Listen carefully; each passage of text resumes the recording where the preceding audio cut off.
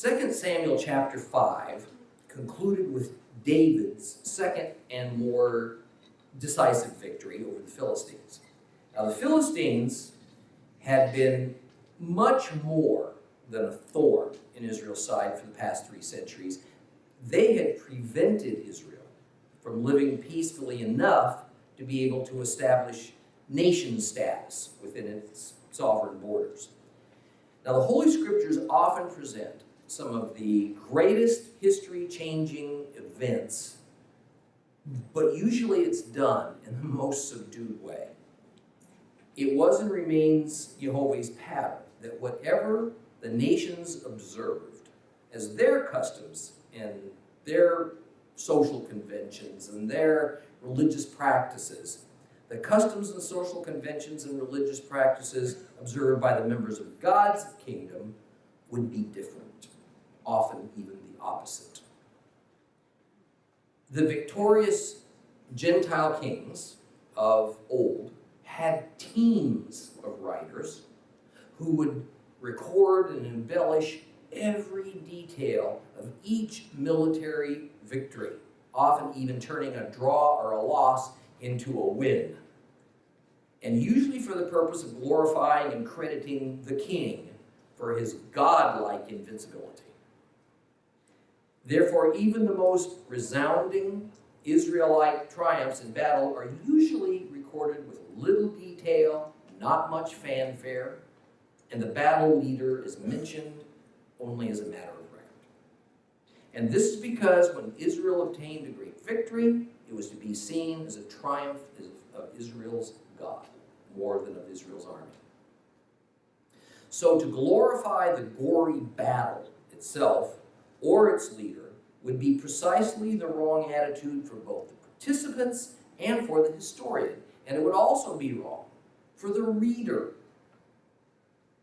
to put emphasis on the brilliant battle strategy, or maybe for the exceptional courage and skill of the Hebrew warriors.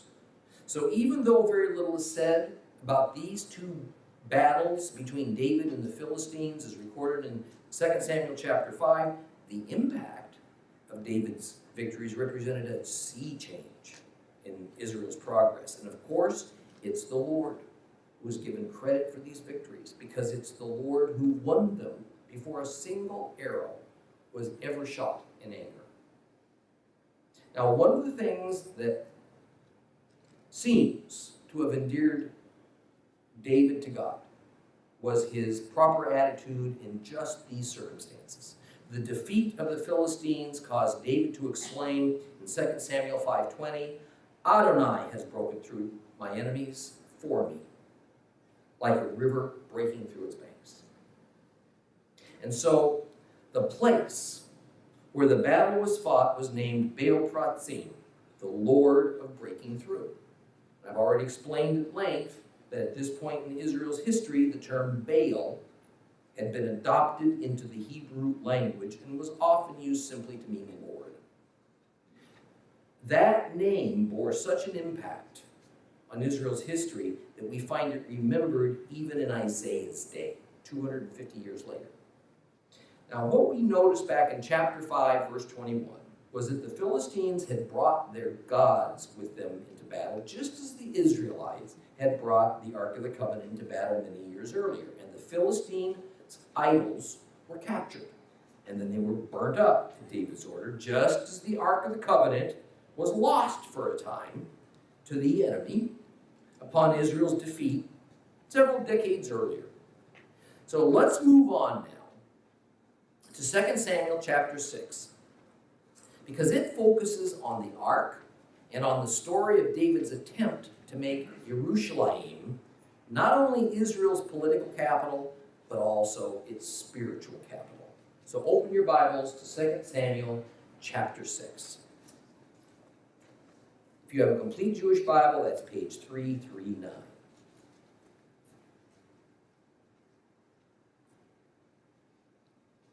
Again, David summoned all the picked troops of Israel, 30,000 men. And then David, taking along the entire force he had with him, then set out for Baal Yehudah to bring up from there the ark of God, which bears the name of Adonai Sephirot, enthroned above the cherubim. They set the ark of God on a new cart and brought it out of the house of Abinadab on the hill, with Uzzah and Achio, the sons of Abinadab, driving the new cart. And they led it from the house of Abinadab on the hill with the ark of God. Achio walked in front of the cart, and David and the whole house of Israel celebrated in the presence of Adonai with all kinds of musical instruments made of cypress wood, including lyres and lutes and tambourines and rattles and cymbals. And when they arrived at Nacon's threshing floor, the oxen stumbled, and Uzzah put out his hand to steady the ark of God. But Adonai's anger blazed up against Uzzah, and God struck him down on the spot for his offense, so that he died there by the ark of God. It upset David that Adonai had broken out against Uzzah. That place has been called Peretz Uzzah, breaking out on Uzzah, ever since. Now David was frightened of Adonai that day, and he asked, "How can the ark of Adonai come to me?" So David would not bring the ark of Adonai into the city of David. Rather, David took it over to the house of Obed-Edom the Gittite. And the ark of Adonai stayed in the house of Obed-Edom the Gittite for 3 months, and Adonai blessed Obed-Edom and all of his household.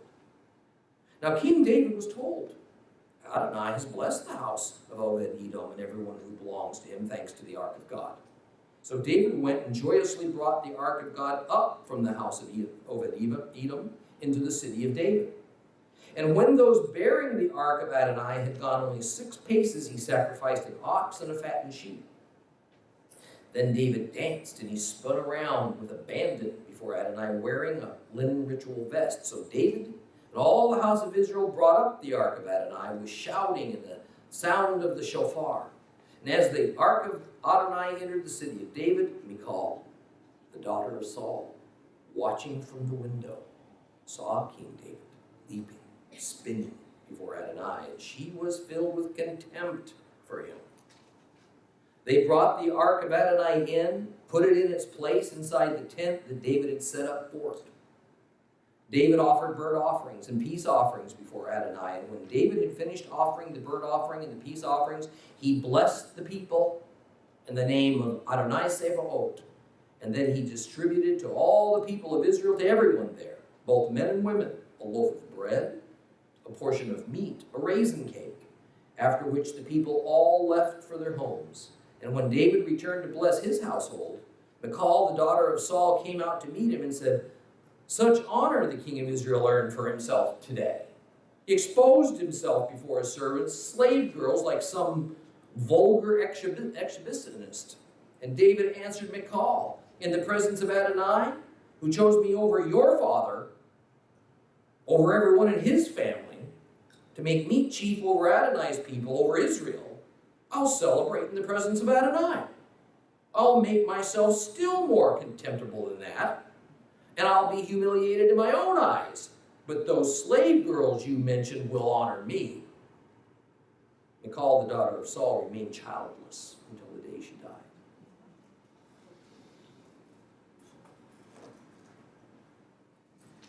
Well, about 7 decades had passed since the Ark of the Covenant rested in the Holy of Holies in the tabernacle, as it should, according to the regulations of God as ordained in Mount Sinai. But now that Israel was again united in a political way, not seen since those 40 years of wandering in the wilderness, it was time to restore the ancient worship of Israel that had so badly and sadly become perverted and now nearly forgotten from the moment that Israel's collective feet touched those waters of the Jordan River at Joshua's leading.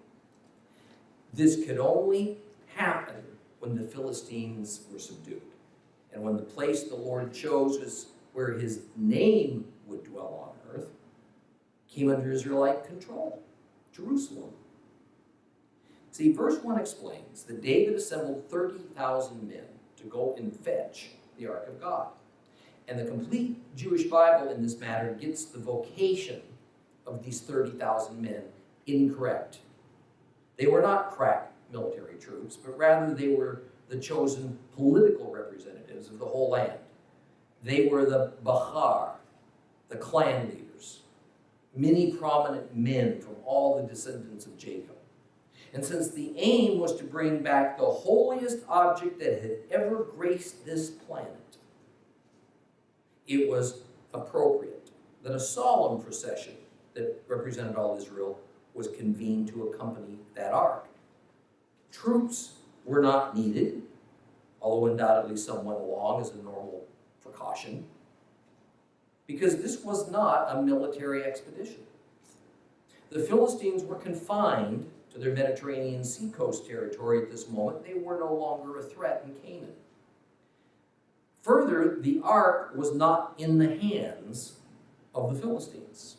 It was in the hands of the Israelites, specifically in the care of a Levite family located at a place that is here called Baal Judah. The family was that of Abinadab, and he may have been a priest because his son's name was Eleazar, and that's a common name among the priestly clan. Later genealogies in the Bible also seem to imply that Abinadab was a priest.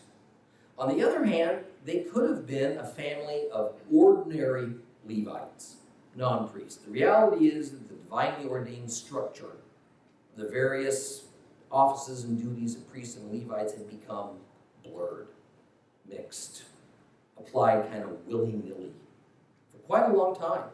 So it's hard to know with any certainty just how it was arranged at this time. Now let's pause to recall the circumstances that directed the Ark of God to reside at its present resting place. In 1 Samuel 6:21, we read this. They sent messengers to the people living in Kiryat Yarim with this message. The Philistines have returned the Ark of Adonai. Come down and bring it back up with you. And then at 1 Samuel 7:1. So the men of Kiryat Yarim came and brought back the Ark of Adonai, and they took it to the home of Abinadab on the hill and appointed his son Eleazar to guard the Ark of Adonai. Now notice the name of this place is called Kiryat Yarim. Another name for it was Baal Judah, the Lord of Judah. And an earlier Canaanite name for this same place was Baalah. Now, place names can constantly shift in the Bible with the ebb and the flow of territorial control, evolution of languages. And we can be certain that these are all the same place because in the Samuel scroll that was found among the Dead Sea Scrolls at Qumran, it specifically says so. Baal Judah is a small hilltop community located about 8 miles northwest of Jerusalem. So it would have been considerably less than a single day's journey for David and for Israel's leadership to travel to Abinadab's home. It's located at the confluence of the tribal territories of Judah and Benjamin, and in earlier times of Dan, but the name itself makes it clear that the place was considered as belonging to Judah. Now, the last part of verse 2 is a little confusing. So it's been translated in a number of different ways. It speaks of the ark, the name of God, and the cherubim on the lid of the ark. One interpretation seems to say that God's name, Yehovah, was literally written, carved above the cherubim. Another makes the passage to be an embellishing or glorification of the God whose ark it is. Another Hebrew sage sees it a bit differently. He sees it as an explanation of which God this ark represented. This matters, considering the reality that it was for a time in Philistine possession, had been stored away in a common home in an area controlled by the Philistines for the past 70 years, and Israel had only in an obtuse kind of way even practiced its religion for a very long time. One would think that what with the detailed instructions of the Torah on building the ark and so on, that it was self-evident that Yehovah was the God that was represented by this golden box with the winged representations of these spiritual beings, cherubim ensconced on its lid. But in fact, this is one of the few times in the Hebrew scriptures that God's formal name, Yud-Heh-Vav-Heh it's spelled, is directly attached to the ark and used in conjunction with the ark. And of course, this use of God's actual formal name is obliterated in both the Hebrew and English versions of the Bible, because in both cases, the 6,000 appearances of God's name, Yehovah, and the ancient scroll texts have been replaced with words like Adonai, Hashem, Lord, God, several different words. Thus, starting about 300 BC, due to some new traditions, even when the great Hebrew scholars read the Torah, to their minds, God's name wasn't even there. Nonetheless, the way this passage ought to be read is, David and all of the people that were there with him, they arose and went forth from Baal Judah to bring up from there the ark of Elohim, which is called by the name Yehovah of Hosts, who is enthroned upon the cherubim. That's how it reads. In other words, the phrase Yehovah of Hosts is enthroned upon the cherubim is being presented as an alternative name for the ark. Of course, what it really is a kind of revival statement, to recall that it's Israel's God alone who dwells above that ark, and that Israel's God's name is Yud-Heh-Vav-Heh, Yehovah. And by the way, just to demonstrate how terribly the Lord's name has become obscured in both Judaism and Christianity, when we often see God called Adonai Sevaot in the Hebrew Bible, or the Lord of Hosts in the English Bible, in fact, the original Hebrew says Yehovah Sevaot, or Yehovah of Hosts.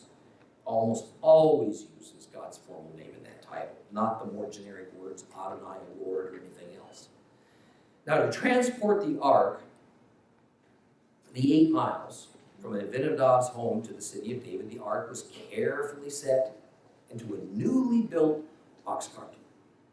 And it was accompanied by Uzzah and Achio, or said to be Abinadab's sons, although they could just as easily have been his grandsons, because very little distinction is made in the Hebrew thought in the Bible between sons and grandsons. And as they led that cart in procession, the 30,000 Bachar, the chosen men of Israel, walked along with David, celebrating the ark's reemergence with songs and dance and musical instruments. But when in verse 6, the oxen stumbled, and the cart lurched, and it tilted, and it appeared that the ark was about to tumble out of it, instinctively, Uzzah reached up to steady the precious cargo, and instantly he fell dead. This event so unnerved David that he now balked at bringing the ark into his compound, so he left it someplace else. And a great deal is going on here, so let's examine this episode piece by piece. There were a whole host of miscues and errors being committed on David's part that led to this fiasco. To begin with, the ark should never have been placed in an ox cart just because it was new. The Torah is very specific that not only should the ark be carried on the shoulders of men, but those men should be Levites, and specifically Levites of the clan of Kohat. Numbers 4:15 says, when Aaron and his sons have finished covering the holy furnishings and all the holy utensils, when the camp is about to move forward, then the descendants of Kohat are to come and carry them. They're not to touch the holy things so that they won't die. These things are the responsibility of the descendants of Kahat in the tent of meeting. And then in Numbers 7, verses 8 and 9, 4 wagons and 8 oxen he gave to the descendants of Merari in keeping with the needs of their duties, directed by Ithamar, the son of Aaron the priest. But to the descendants of Kahat he gave none, because their duties involved the holy articles which they carried on their own shoulders. Where in the world would Uzzah and Achio, who were Levites, maybe priests, or David, get the idea that the proper and solemn way to bring the Ark of the Covenant to the Israelite capital was in a new ox cart? Answer: from pagans.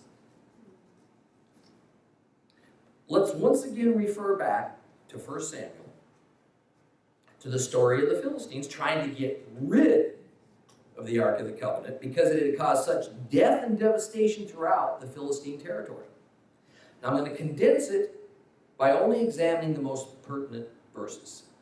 1 Samuel 6:1, the Ark of Adonai was in the country of the Philistines for 7 months. The Philistines summoned the priests and soothsayers and asked them, "What are we to do with this, the Ark of God? Tell us how to send it back where it belongs."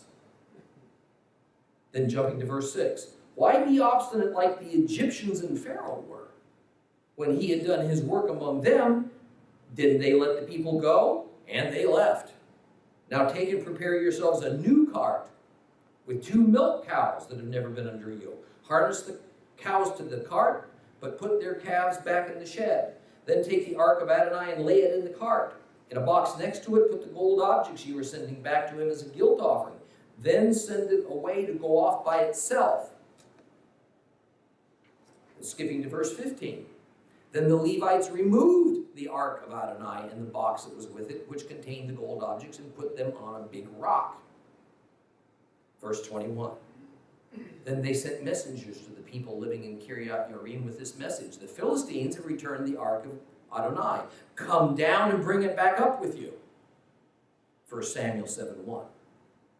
So the men of Kiriath Yearim came and brought back the Ark of Adonai. They took it to the home of Abinadab on the hill and appointed his son Eleazar to guard the ark. It's a sad commentary, and it's been well noticed by the Hebrew sages, that these Levites who were to accompany the ark on behalf of King David, whose duty it was to not just know the Torah, but to teach it, had no idea how to treat it. Which means they had little to no knowledge of the law of Moses. So when 70 years after first receiving the ark back from the Philistines, that time came to transfer the ark to the city of David, it apparently was assumed that the right thing to do was to carry it there in the same manner it was brought to them, in an ox cart. And they figured that it must be a new cart that had never been used because it had a nice pious ring to it.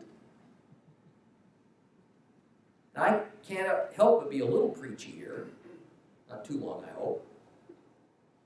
I've said on numerous occasions that the history and the development of Christianity and Judaism have run along parallel tracks, especially in how worship and observances are approached. Both groups started out with the pure word. Both groups were determined to stick to God's ordained ways at all costs. And then within one generation, they began to infect it with social customs, popular philosophies, and human doctrines because they felt comfortable. They felt familiar. It all fit in better with their worldview and their current circumstances.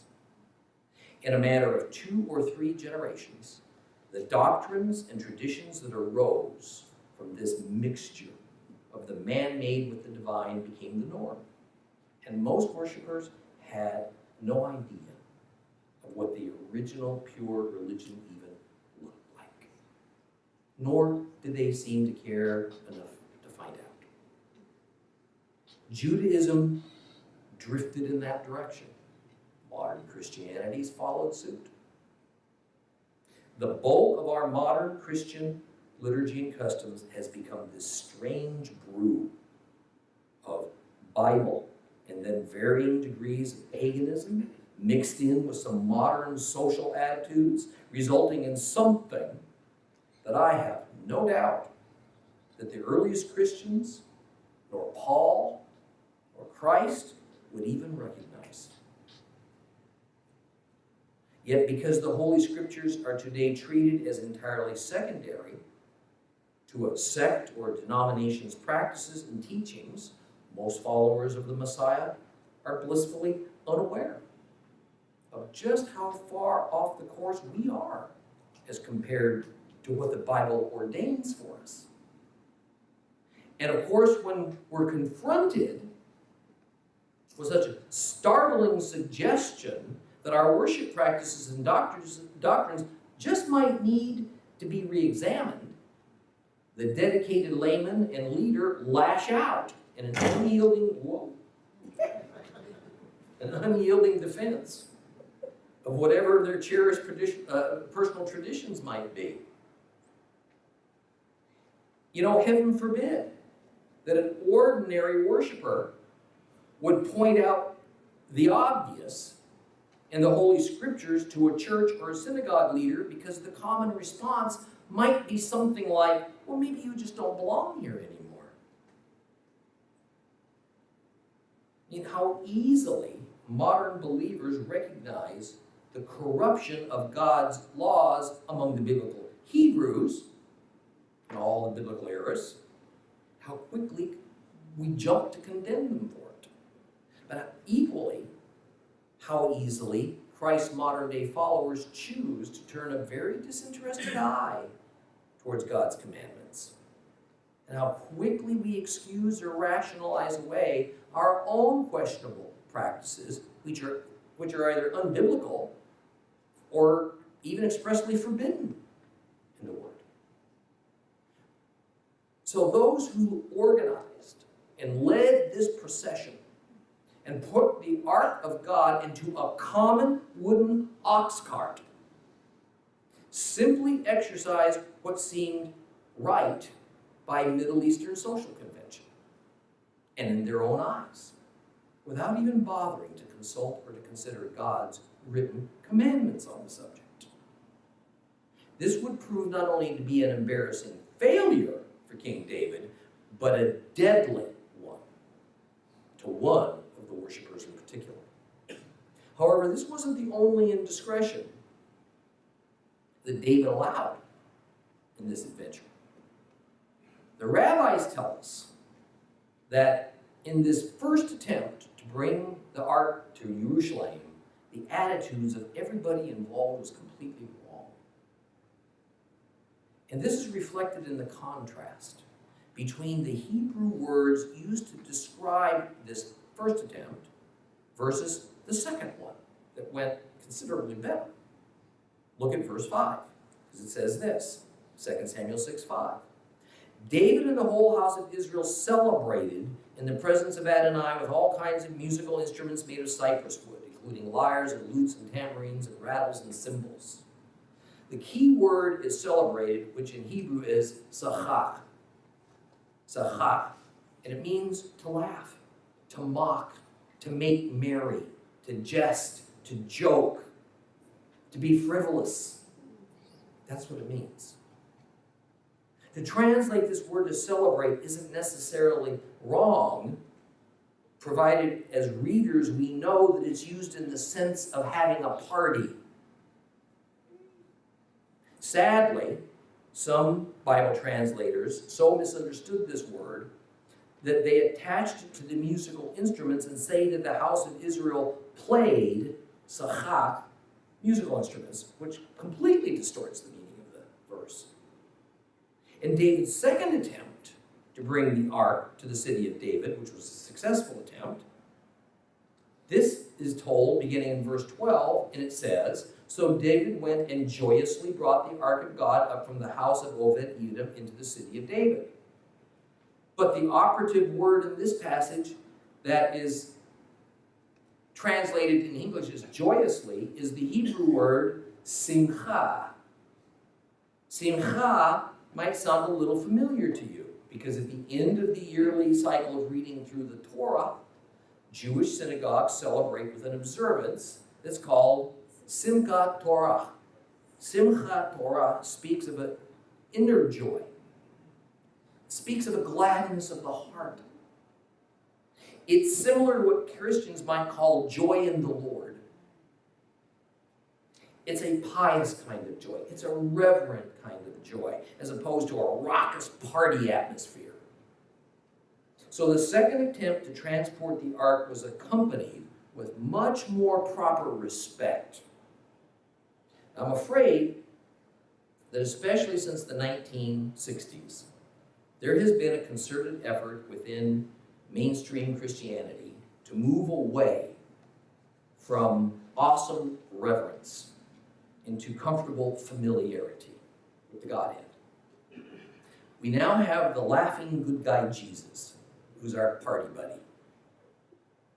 The grandfather, the Father, the Creator. This grandfatherly God who winks at our indiscretions and looks the other way and tells us, don't be too concerned. And we have a Holy Spirit that's now with us to provide us with a warm, fuzzy feeling rather than with guidance and correction and holy enlightenment. Many good books have chronicled this fairly recent evolution of Christianity. And unfortunately, the purpose primarily revolved around the need to fill pews, to grow the church treasuries. And the strategy was to change God's image, to make him more likable, to make him more approachable on our terms, to make the obligations of believers, to make our duties towards God as no more than showing up for a weekly service and putting something in the plate. It's not unlike the modern view of education at our public schools that's more and more about lowering standards in order to move more kids through the system. David and the Levites and the elders of Israel all made this same grave error. Their cavalier attitude was that as long as they invoked God's name, why, they could proceed any way they chose. They had full liberty in the Lord. They thought that as long as they enjoyed the observance, and they felt good in their hearts about it, why, what else would God do but approve?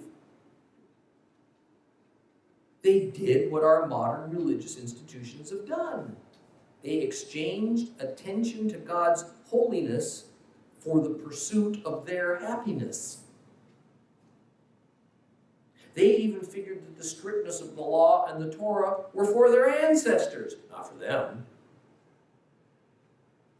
And the third error that was made was mostly Uzzah's. Paid for it with his life. The Holy Ark is never to be touched with human hands under any circumstances. Metal rings were formed into that ark so that the carrying poles can be inserted, and these were not to be removed. The ark was to be covered with a cloth so that it couldn't be viewed, and also as a reminder, do not touch. Now let me remind you of a very basic Torah principle that was obviously simply laid aside in David's day. It's utterly forgotten in our time. Holiness is theoretically transferable by contact. The study is too extensive to review it here, so refer to some of the earlier Leviticus lessons to learn about how holiness and uncleanness are transferred from people to objects and objects to people and so on. But understand, this isn't superstition and it's not an abolished principle. Briefly, there are definite and well-defined laws in the Torah about the prohibition of anything holy coming into contact with something that's not. We also get some examples of what the consequences are if it's allowed. In Numbers 16, we get one of the most infamous events that happened during the wilderness journey out of Egypt, when a group of disgruntled men, led by the rebel Korah, decided that they had as much right inside that tabernacle compound as did God's priests. And so they brought their own personal fire pans with them to the tabernacle, and it resulted in two things. The fire pans touched holiness, and so they became holy, and the rebels were all killed. Numbers 16:35 to Numbers 17:3. Then fire came out from Adonai and destroyed those 250 men who had offered the incense. And Adonai said to Moses, tell Eleazar the son of Aaron, the priest, to remove those fire pans from the fire, scatter the smoldering coals at a distance, because they had become holy. Also the fire pans of these men whose sin cost them their lives have become holy, because they were offered before Adonai. Therefore have them hammered into plates to cover over the altar. This will be a sign for the people of Israel. There are two remedies for something that has become holy by means of unauthorized contact with a holy object. Either it's consecrated for use by God, or it's destroyed. Nothing in the middle. By touching the immeasurably holy ark of God, Uzzah instantaneously contracted a measure of holiness for which he, and nobody else for that matter, is authorized. So, he was destroyed. Should Uzzah have allowed the ark to tumble out of the cart onto the ground as he thought was going to happen? Short answer is yes. You bet. Assuming that God would even have permitted that to actually happen. See, this is a great example of what happens when we presume to take spiritual matters into our own hands in our own way.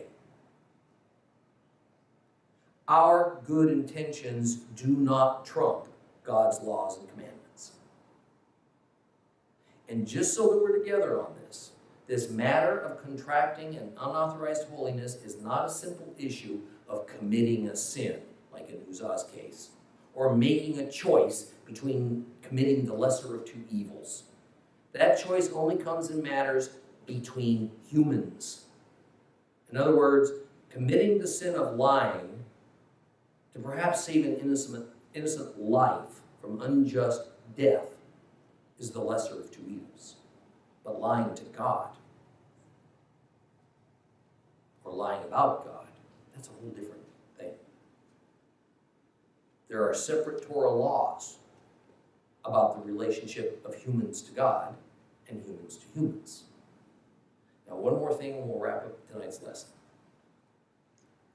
Verse 6 explains that the procession with the ark had arrived at Nachon's threshing floor when this incident of Uzzah's death happened. And in verse 8, the name of the place seems to have been changed to Peretz Uzzah in commemoration of what happened there. Now first, let's look at the Hebrew Goren Nachon. Despite most translations, that makes it seem as though there was a man named Nachon who owned this threshing floor. But that's not the case. Goren means threshing floor, and Nachon means stroke or disaster.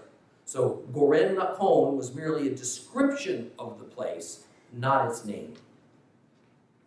But because of the incident, it was later given the name of Peretz Uzzah, meaning bursting out against Uzzah.